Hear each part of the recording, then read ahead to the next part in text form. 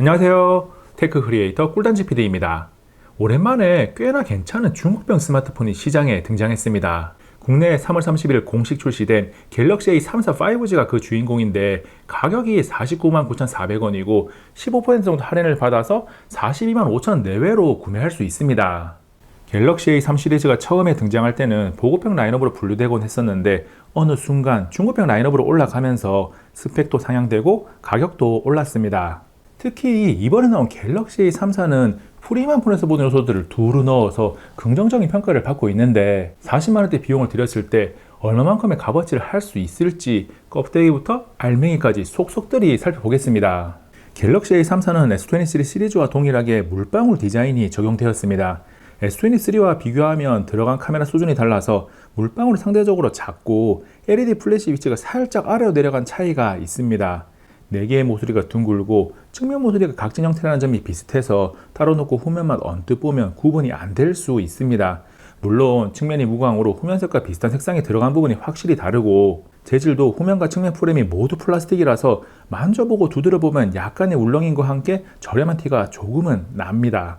그나마 다행인 것은 손에 들고 사용하는 모습을 보면 깔끔하면서 세련된 느낌도 있고 저렴한 제품이라는 느낌이 들지는 않습니다. 플라스틱 바디는 내구성에도 손해를 보는 만큼 무게를 줄일 수가 있으니까 휴대성에서는 이득입니다. 저울에 올려보면 201g이 나오는데 6.6인치 스마트폰이니까 무게감은 크기에 비해서 괜찮은 편이죠. 더 비싼 스마트폰을 고르면 6.6인치 S20 플러스의 196g이나 6.7인치 아이폰 14 플러스의 203g처럼 더 단단하고도 비슷한 무게를 가질 수가 있는데 A34는 40만원대 제품이니까 그렇지는 못합니다. 그래도 6.5인치 이상 대화면을 탑재하고도 무게에 대한 부담이 덜한 저렴한 스마트폰을 찾는 분들에게 어필할 수 있습니다. 크기는 가로 78.1mm, 세로 161.3mm로 먼저 나온 스마트폰들 중 아이폰 14 플러스와 가장 비슷하고 두께는 8.2mm입니다. 스마트폰을 돌려서 정면을 보면 6.6인치 슈퍼 아몰레드 디스플레이를 탑재했는데 인피니티 U라고 이름 붙여진 U자형 노치가 있고 베젤의 두께는 중보급형 라인업에서 만날 수 있는 보통의 수준입니다. 2340 곱하기 1080 해상도와 120Hz 주사율을 지원하는 이 녀석은 OLED를 탑재해서 일반적으로 스마트폰을 사용하기에 충분히 괜찮은데 슈퍼 아몰레드가 밝은 색상에서 무지갯빛이 일렁거리는 종특이 있습니다. 무지개 현상은 어두운 곳에서 스마트폰을 사용할 때 더 잘 드러나기 때문에 전혀 느끼지 못하는 분들도 있지만 불 끄고 자기 전에 스마트폰을 사용하는 등 본인 환경에 따라서는 불편함을 느낄 수 있는 부분입니다. 한편 120Hz는 사용자에게 쾌적함을 주는 요소로 꼭 고주사율이 필요한 게임을 하는 게 아니더라도 기본적인 부드러움에서 많이 다릅니다. 120Hz를 이미 경험해 봤다면 다시 60Hz만 지원하는 제품으로 돌아갔을 때 많이 불편할 거예요. 일부 프리미엄 스마트폰에서 시작된 120Hz가 40만원대 스마트폰까지 내려왔으니까 좋은 점수를 줄 수 있는 부분이죠.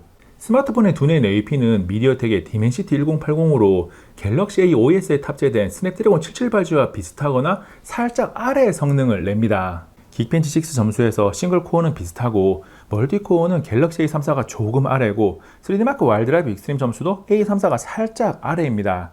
40만원대 스마트폰 치고는 제법 괜찮은 퍼포먼스를 내니까 아주 고사양 게임을 하는 게 아니라면 성능적으로 그럭저럭 불편함 없이 사용할 수 있는 수준은 갖췄습니다. 그리고 굉장히 높은 퍼포먼스를 내는 것은 아니기 때문에 스트레스 테스트를 해보면 성능 유지 안정성이 99% 이상 나오고 스트레스 테스트 중 발열을 측정해보면 전후면 모두 걱정할 필요가 없는 온도입니다.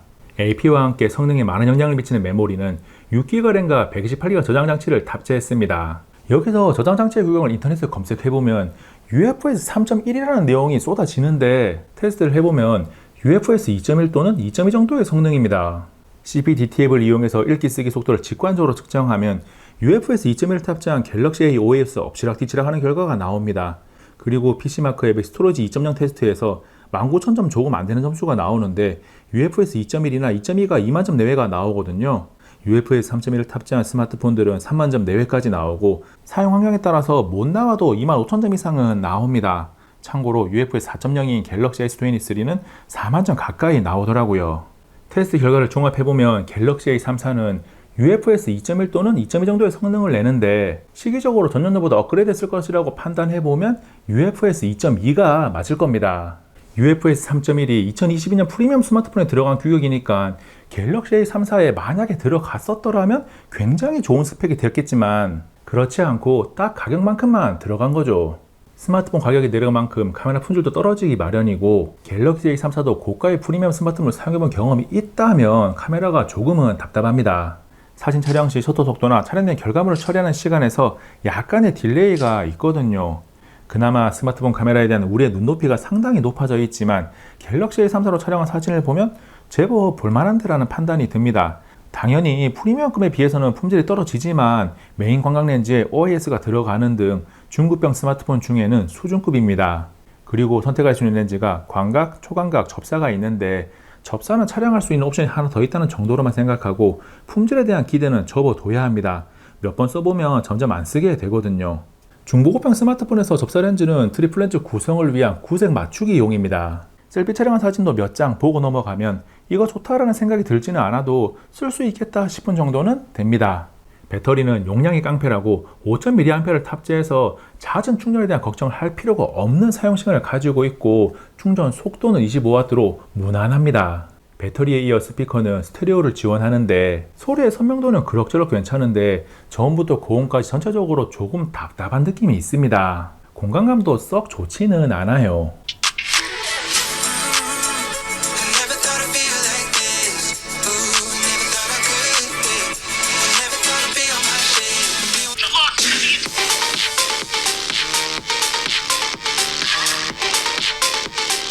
스테레오 스피커 중에서는 가장 아래에 있는 수준으로 가격대를 생각하면 모노가 아니라서 음악을 듣는 게 아니라면 유튜브나 넷플릭스 등 영상을 시청할 때 그럭저럭 사용할 수 있습니다. 상대적으로 가격이 저렴한 스마트폰은 필수 센서가 빠지는 경우가 있는데 갤럭시 A34는 가속도, 자이로, 지자기, 조도 등 스마트폰 사용에 필요한 센서는 다 갖추고 있습니다.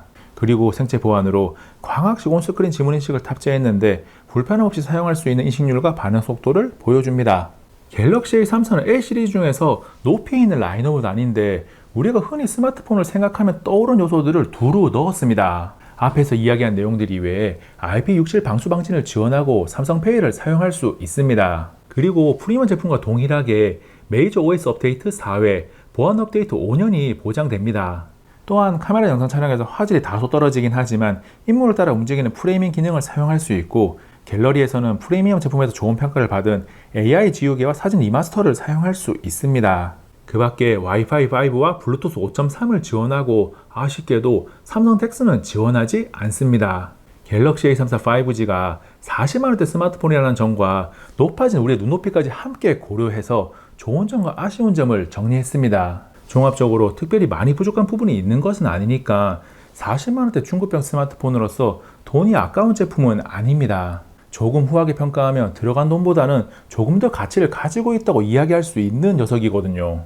외형적으로 내가 보기에도 괜찮고 남이 보기에도 괜찮아서 프리미엄 제품보다 많이 저렴한 대화면 스마트폰을 찾는 분들에게는 좋은 선택지가 될 수 있습니다. 기본은 갖췄거든요. 이번 영상은 여기까지. 다음에 또 만나요. 안녕.